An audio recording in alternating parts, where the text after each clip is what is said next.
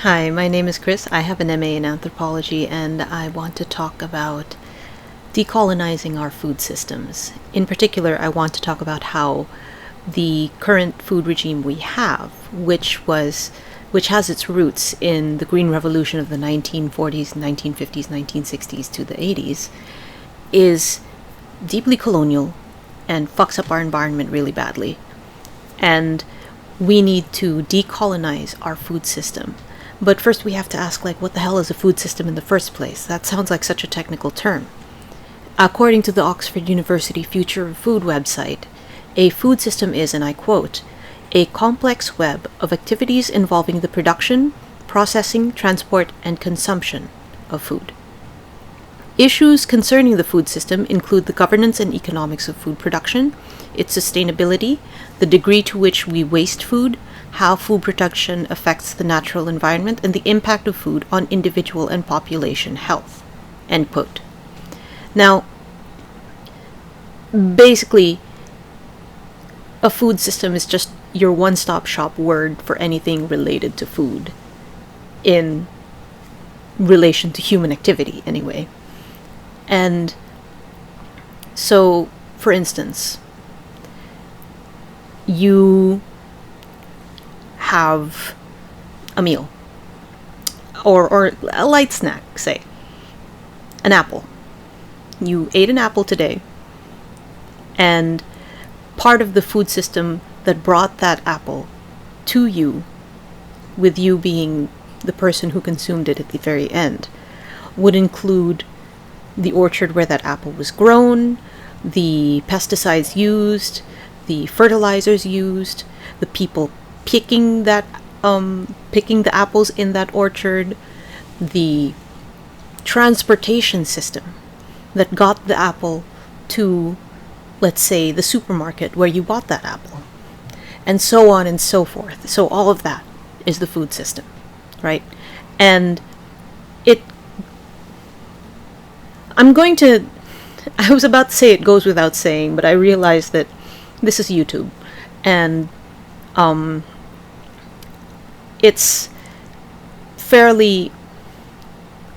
I have learned that a lot of folks want to argue for argument's sake, but that's not where I want to go. So I'm just going to say that our food system is colonial. The way that it's set up is colonial, and the way that it continues to function outside of, perhaps, when you grow your food, when you have a fruit tree in your backyard, or you grow your own vegetables in a space that you might have, outside of little pockets that are independent from the market capitalism that we all the water that we swim in, basically, the food system is colonial. Why? Because our history is colonial. Why? Because we have been colonized. And when I say we, I'm talking to people from the global south, and I'm also talking to diasporas outside of the global south, as well as indigenous peoples in settler colonies such as the United States, Canada, and Aotearoa, and Australia. So, that aside, I want to talk primarily about the Green Revolution. So what the hell is the Green Revolution? It's a term first heard in 1968. It was used by William S. Godd, the administrator of the U.S. Agency for International Development, also known as USAID.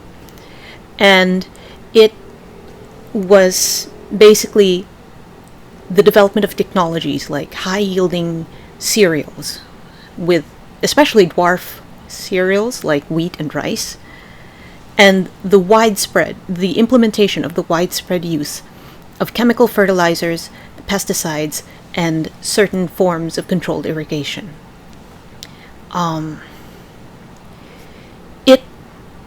The Green Revolution sounds good on paper. It sounds great. One of the leading people, Norman Borlaug, an agricultural scientist who is known as the father of the Green Revolution, actually received the Nobel Peace Prize in 1970 for how the methods and technologies employed improved crop yields to the point where, in the global north anyway, there was an excess. That excess made it possible to export, basically, a lot of wheat, corn, and here in the Philippines where I live, rice. And it did increase crop yields in certain places, but it also replaced existing food systems. And when I say existing food systems, I mean the ones that were not yet, that like, you have a little farming village. Let's say you have a little farming village here where I am, in Bacolod City. And it's got its own issues, but let's just say that it's self-sufficient. And the people understand the land that they're standing on. They understand the rhythms of the season, the way the climate affects the way that plants grow, the way the moon phases need to be taken into consideration when actually sowing things, apparently. So, like, those little things, that understanding was all replaced by the technologies imposed from above by policymakers from the global north. And the Ford Foundation, the Rockefeller Foundation, were huge proponents of the first iteration of the Green Revolution. And I quote from the International Food Policy Research Institute, a 2002 policy brief. The Green Revolution of the 1960s and 1970s produced an unprecedented growth in agriculture and in developing countries. And in the 20th century, massive public investments in modern scientific research for agriculture led to dramatic yield breakthroughs in the industrial countries. The industrial countries, and sidebar here, industrial countries meaning the global north. Western Europe, the US, basically the places that produced industrial pesticides, petrochemical-based fertilizers, and irrigation methods that were highly controlled, so on and so forth. Modern plant breeding, improved agronomy, and the development of inorganic fertilizers and modern pesticides fueled these advances. Most industrial countries achieved sustained food surpluses by the second half of the 20th century and eliminated the threat of starvation. That's what the International Food Policy Research Institute stated in its 2002 policy brief. But if we look at a slightly more recent, admittedly it's a Substack article, not a policy brief, but this is very well researched, and I have done my own research on the backgrounds of food systems and food sovereignty. And I don't want to use my own words because I'm going to stumble over them. So I'm just going to quote from the offshoot Substack of A Growing Culture, an organization that creates stories, basically, and tries to bring together groups from marginalized and grassroots organizations. So I quote from that Substack article: as chief architect of the Green Revolution, USAID re-engineered agriculture in the majority world. Sidebar: majority world means the global south. Why? Because the global south population outnumbers and outstrips by orders of magnitude the number of people and resources in the global north. natural resources. Global North holds all the money and all the political power, but the Global South has, the people, the natural resources. Where the power should be, basically. But anyway, as chief architect of the Green Revolution, and I repeat, USAID re-engineered agriculture in the majority world by promoting monocultures, industrial fertilizers, and chemical inputs. Under its influence, international research centers pushed, quote, high-yielding varieties of wheat and rice that displaced indigenous seeds and traditional agricultural practices. Farmers were locked in new cycles of debt and dependency. Biodiversity plummeted. Soil health collapsed. The minority world consolidated market power. So, I want us to kind of take a moment here and break down that very crunchy sentence, chewy paragraph. Crunchy sentence, chewy paragraph. It's a nice and chewy paragraph, basically. There's so many things that are already being pointed out here that were not mentioned in the policy briefs I mentioned earlier.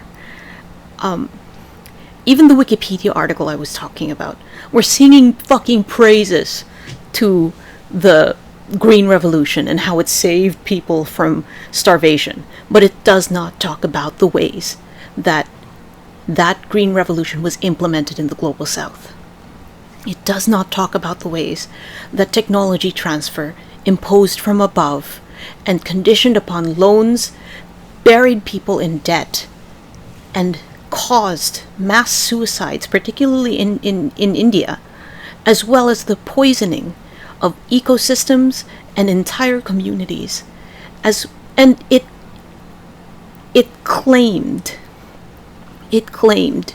to make life better for people, but it really just made some people very rich. We're seeing a very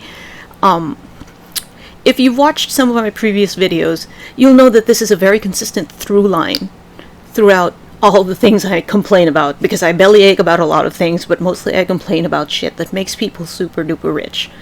Why? Because it exploits people. It exploits ecosystems, it immiserates them, it homogenizes things so that it becomes easier to extract from the people who are working the land, the people who are actually attached to the ecosystems that produce our food. And when we look at, for instance, the difference between a family farm that does diversified cropping, that follows an agroecological method of doing farming, for instance. Now, agroecology is another can of worms to talk about, but it basically comes down to farming with the environment instead of against it, the way that most industrial farming does. Why? How do I mean by that? Industrial farming and plantation farming create monocultures. Monocultures are the proliferation of one species of, usually high yielding, one species of very, very profitable plant, animal, what have you, and those monocultures need to be tightly controlled and often require very specific inputs so that they can survive. And why would people do that if it requires all of that? Because it's easy. It's easy to mechanize, for instance, the harvesting of wheat when you have a wheat combiner. And it's easy to harrow a field when you have a tractor that's the size of a small building. And, oh, this is my cat. He wants to say hi. He's also not very fond of monocultures. But yes, it's so easy to extract something when it's a monoculture, when it's one thing. And it's cheaper to extract profit when you have a monoculture. Now, when we talk about, for instance, the biodiversity that gets destroyed when something like rice, for instance, becomes the subject of techno solutions, basically, like fucking. There's something called golden rice here in the Philippines that's produced by the International Rice Research Institute, that was also one of the elements of the localization of the Green Revolution here in the Philippines. And golden rice was produced and patented by Syngenta. This is a much more recent case where that basically in 2024, like just last year, the Supreme Court of the Philippines ruled that golden rice as a GMO should not be commercially produced, grown, or distributed in the Philippines. But the concept of golden rice is it's a transgenic rice that contains higher levels of vitamin A so that it can help reduce vitamin A deficiency. And it, because of that element of vitamin A richness, shall we say, it's golden in color. Like it's a kind of a pretty orangey yellow color. But again, patented by Syngenta. So who has access to the seeds? Only those who can afford the seeds. And it needs a particular kind of fertilizer. It needs a particular kind of pesticide. It needs very specific sorts of other kinds of inputs, and may not survive with competing plant varieties, such as what most people would call weeds, but actually just local biodiversity. It requires so many inputs. It requires so much technical expertise. And who holds that expertise? People who have resources, people who have money. And the regular old farmer who says, okay, I want to be able to plant golden rice because there's a market for it, will have to go to the seed company, and then we'll have to go to the fertilizer company, and have to go to the pesticide company, to the herbicide company, and so on and so forth, and purchase all the inputs and purchase the seeds from them. And they can't cultivate the seeds continuously by saving the, I forget what it's called in English, but they can't take aside some of the seeds to plant for themselves.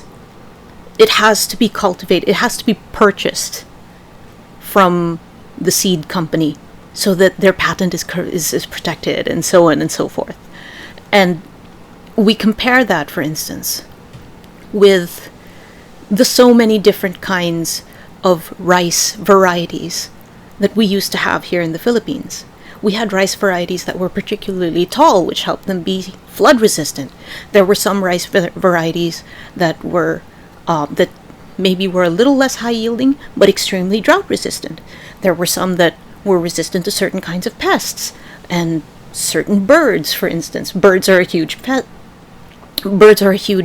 rice pest. Particularly the Eurasian tree sparrow, which we call Maya here. Wow, they just go through a field and there's significantly less yield there. But yeah, those different varieties of rice are eliminated because the farmer would then need to only plant golden rice in the particular plot of land that they might have. Of course, some farmers have more than one plot of land that they can plant, different varieties of, but that's not always the case. In fact, a lot of small farmers can barely have more than 1 hectare of land, and yet at the same time they, according to a study that I read a couple of years back, the name eludes me, but 70% of the world's food security is secured by smallholder farmers, not by fucking Monsanto, not by the big monoculture agribusiness. I don't know, like I'm just drawing a blank on the names of big corn or big wheat or big rice right now. But let it suffice to say that the Green Revolution fucked up local farmers, especially smallholder farmers, but made rich farmers very rich, and also made the seed companies, the fertilizer companies, the pesticide companies, and the herbicide companies very rich. On top of that, the Green Revolution that allowed the developed world, quote unquote, i.e. the global north, i.e. the minority world, that Green Revolution that allowed them to produce so much surplus also allowed them to export as a form of aid to end world hunger. So to go back to that Substack article from A Growing Culture, as part of its program to end world hunger, each year USAID shipped millions of tons of surplus US grain at highly subsidized rates to food insecure regions, but this wasn't charity. It was strategy. Economic welfare dressed up in sacks of wheat and flour. Most of this aid was program food aid, grain exported in exchange for political and economic concessions. In return, recipient countries were pushed to deregulate agriculture. So, deregulating means that there will be fewer laws regulating their agriculture. Restructure their economies. So again, fewer laws, changing the laws to make things more economically viable for foreign investment, shall we say, and sign trade deals that open their markets to US agribusiness. So, in a manner of speaking, even though the food was donated, it was actually given with strings attached to make things easier for agribusinesses to take a bigger chunk out of the economies of cash poor and food insecure global south countries. And in part 1 of this particular video, I talked about how colonialism created famine in the global south, how it generated starvation because of the ways that colonialism forced people to grow certain things for export, for extraction, instead of for their local communities. And this is a straight line. The USAID situation, which, rest in piss USAID, I say. The USAID situation that had been kind of all those conditional food aid situations, as well as all the other conditional food aid provided by global north countries, they all had strings attached that made it easier for their countries' corporations to penetrate local markets and basically make their people richer. And what's worse is that they're trying it Well, they're not just trying it again. They tried it again. So the Green Revolution revolutionized food growing in Asia. And now they're trying to do a green revolution in Africa. AGRA, or the Alliance for a Green Revolution in Africa, is basically trying to replicate the Green Revolution and how it supported Mexico, India, the Philippines, and other parts of Asia supported that and transported it to Africa. It was launched by the Bill and Melinda Gates Foundation, which has links to Bayer, Corteva, Yara, and Cargill, four extremely big agriculture multinational conglomerates. Bayer, of course, produces a lot of pesticide. Corteva does the same. All of them produce agricultural inputs like Roundup and petrochemical-based fertilizers, that kind of stuff. But in a study supported by the Rosa Luxemburg Stiftung that was published in 2020, instead of halving, or because that's what AGRA claimed it would do, it would halve hunger in Africa. Instead of halving that hunger, the situation worsened since AGRA was launched. The number of people going hungry was increased by 30% during the AGRA years. So AGRA was established in 2006. It is now, as of press time, 2025. And AGRA lobbies governments, and I'm quoting here from the study, AGRA lobbies governments on behalf of agricultural corporations to pass legislation that will benefit fertilizer producers and seed companies instead of strengthening small-scale food production and alternative structures. Again, there is always, it returns again and again to that structure that is top-down, that bleeds the bottom where people are the most desperate. It bleeds them dry and concentrates resources and power up there in the fucking heights of corporate America, mostly America, but also in Germany, in England, in France, so on and so forth. Again, in the global north. And, well, I'm getting a little out of breath because I'm a bit worked up, actually, about this particular subject, because it's I come from an agricultural family, and this hits close to home. So it's always been about food sovereignty for me. And again, if we go back to the video, the part 1 video, which I will have linked both at the bottom in the description, as well as linked up there, or there, part 1 video where I talked about food sovereignty. It's always been about food sovereignty for me, because food sovereignty is the way we free ourselves, is the way we decolonize and extricate ourselves from the systems of colonial and capitalist control that are draining us and destroying our ecosystems. And with that, resources and other